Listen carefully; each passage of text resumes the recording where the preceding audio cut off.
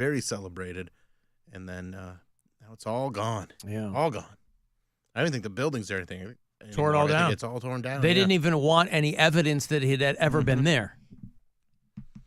Alan, don't forget to rub it in Mary's face that Reggie Watts is on board with your squeezy salads. Yeah, we didn't get into that because she was gone. She probably didn't care. But Reggie Watts is way into my squeezy salads. And all I'm saying is, when this becomes the preferred food method Never happen. of every hip artist, Mary. It's never going to happen. It's not like Reggie Watts is a young guy. He's like my age. But still, I like Reggie Watts. One of the hottest shows I've ever seen in my life was Reggie Watts at I forget the name of the theater, but we saw him in Austin. And we got literally the last 2 tickets that were up in the very top. It was a little bit smaller than like the Masonic. Mm-hmm. So we're way up at the top to see Reggie Watts in Austin in the summer, no air conditioning. Ugh. So like everybody we're all just like dripping in the back. We're like, this is very uncomfortable. And Reggie Watts, I think he's funny. I think he's super creative, but that is a show that can get monotonous. When he's just up there like looping beats and making noises, I'm like, I think we lasted like maybe 45 minutes and we're like, we got to get the F out of here. It's so goddamn hot. But anyway, Reggie Watts is down with my squeezy salads. Who's a Reggie football player? Bush? Maybe. Reggie Wayne? I did not know Reggie. When I heard Reggie Reggie White? Watts, I thought football. Are you thinking? Maybe Reggie Bush. Reggie Bush. Reggie That's Jackson right. was a No, baseball no. player. Reggie White? No, definitely not that. Reggie Miller plays for the Pacers. No, I think it's Reggie Bush. Who's Reggie Bush? I don't think that's the guy. I think it's a football player. Oh, Reggie Bush was Yeah, Reggie Bush. Oh, the He got football. the Yeah, Heisman, the yeah. Heisman. Okay. He banged Kim Kardashian, I Yeah, think, right? I forgot Back that in the guy. day? Yeah. I forgot that guy existed. He was back But in the news because I bet he's suing the NCAA. Is it what Reggie Wayne because of an episode? You watch Parks and Rec, right? Yeah. There's an episode where he's Reggie Wayne. Yeah, Reggie Wayne. He's wearing- Indianapolis? he gets married Okay, in the that's Reggie what I'm Wayne thinking of. jersey. Yeah, that's what I'm thinking of. and he Reggie does. Play for the Colts Mm-hmm. Wayne. Yes, that's who it was. with Johnny Unitas. That's not the guy who's on board with your squeezy salads. No, Reggie Watts. Got it. Who was the band leader for who? He was the first Seth Meyers?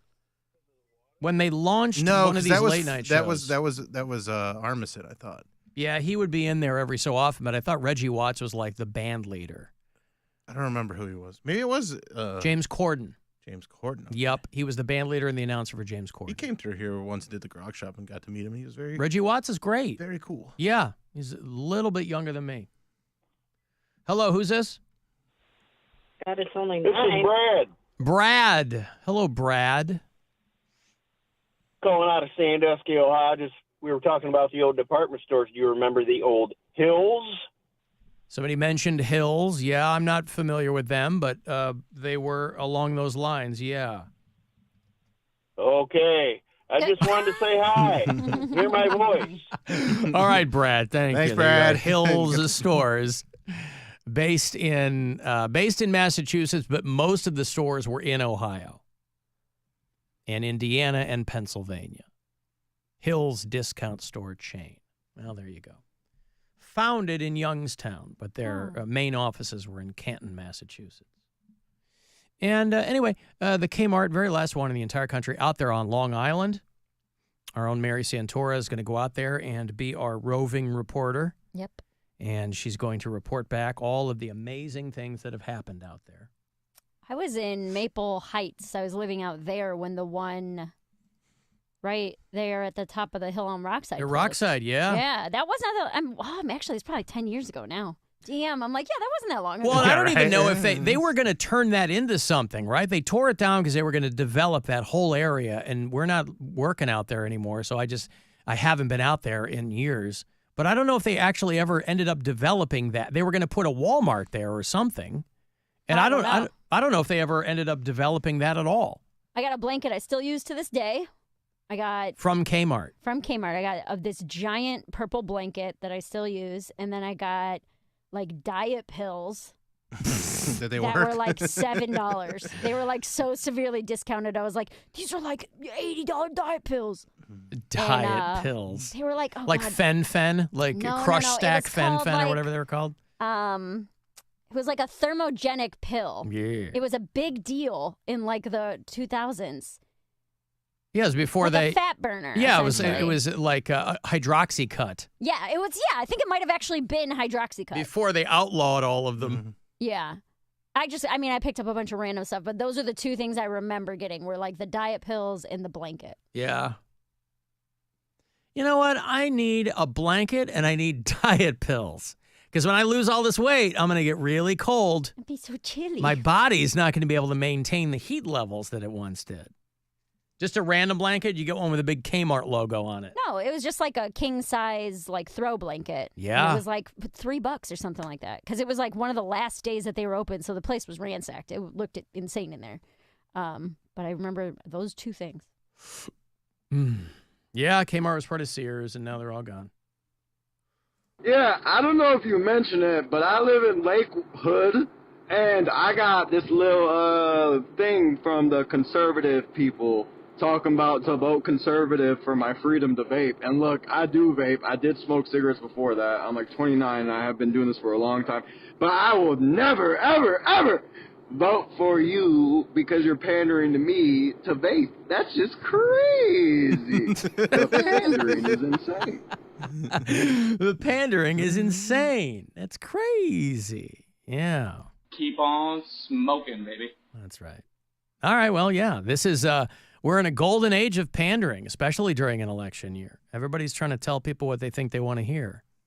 It's amazing what they will spend. You know, a lot of these campaigns, they have a ton of money. It's not their money. So they have a lot of money. They'll spend it on mailers, television. You hear the radio ads all the time from the Bernie Moreno and Sherrod Brown race.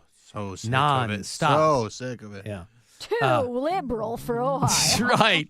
They've been reelecting Sherrod Brown in this state for 50 years, but suddenly he's too liberal for Ohio. But yeah, all this money where, you know, you get mailers all the time, and this guy's getting one.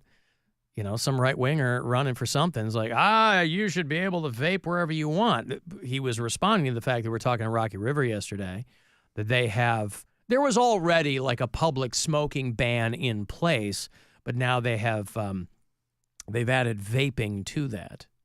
Kind of the umbrella policy there, the city of Rocky River, is that you're not able to vape on any public areas. You can't do it in the park. You can't do it on the sidewalk. The loophole, if it rises to the level of a loophole that I thought was strange, was they said that it doesn't cover city streets.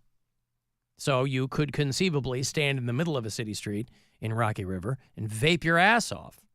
If you're doing it in the 2 a.m. where there's barely any traffic on a side street or something, you could be out there living your best life. Well, then you could just walk into the street at any time and do it. Well, I mean, you're not going to walk in the street if there's a whole bunch of traffic. When is there a whole bunch of traffic? Well, like Wager Road or something, rush hour. Like there's, you know, people going not places. A main and street. But well, you mean like a side street or? If you're like at a park or something and you just take a step off of the park and onto the road, they can't get you. Again, this is what I don't know. But what if the vape carries into the park? I think it Does that matters count? where you're The standing. smoke, yeah, that's what I would think. Where is where's your origin point? Right. But again, I don't know. And P-Bobs hasn't signed it yet, so the mayor of Rocky River has not put pen to paper yet to sign it. Yesterday, by the way, and I've heard from dudes, what a shock that yesterday was the 30th anniversary of the Shawshank Redemption movie. Hey. For people who are way into that movie. And it's mostly dudes, for whatever reason. I guess because at its core, there's a male friendship in that film, right? It's bonding. Yeah. Albeit purely platonic, as far as we know. It was a prison movie, after all.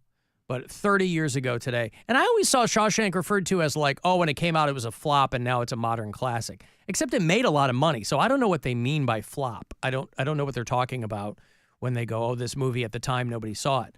I saw it in the theater, and there were a lot of people in that movie theater. So either people were Stephen King fans and they didn't quite understand what was going to happen with the movie. I don't know. But September 23rd, 1994 is when Shawshank dropped. And, of course, I mean, Tim Robbins that was a long time ago. Tim Robbins was only like 11 years old, I think, when he made that movie. Yep, that's why it was such a great performance, because you're like, he seems like a grown-up man. He was just a young boy making that. He must have been, what, 4 years old when he made Bull Durham? I think so, yes. And the Hudsucker Proxy. You want to talk about a flop. Hey, I liked it. You like the Hudsucker Proxy. Wow, you're the one. Good for you. Who was the brothers? Coen brothers are. You know. I like them too, but boy, who was it? Jennifer Jason Leigh? Was she the female lead in that? I don't remember. Hudsucker I haven't Proxy. seen it in a long time. That movie was one that they were like, this movie is gonna, because it came out the same year as Shawshank. They were like, heard of that. It came out like that spring, and then that fall he dropped. This was, early '90s were peak Tim Robbins. And he had The Player and Hudsucker Proxy, and they were sure Hudsucker Proxy was going to be just a blowout blockbuster because it had Paul Newman and Tim Robbins and like and people were like, bleh, who cares? Sam Raimi wrote it. They figured they had all their ducks in a row. Mary pretending she never heard of it before. I've literally never heard of that. Hudsucker? The Hudsucker Proxy. I don't know that it's a really well-known movie, but, No, 30 years ago, they thought it was going to be a huge hit. John Mahoney in it, who I love, the late, great John Mahoney. I've got Everclear tickets for you. You want to party like it's 1999. Everclear is back on the road. They're bringing Marcy Playground and Jimmy's Chicken Shack with them, all three of them. Next month, Wednesday, October 16th. They're going to play the House of Blues. Ticketmaster got the details for you, and I will have a pair for you on the way back. It's the Alan Cox Show. Everywhere on our free iHeartRadio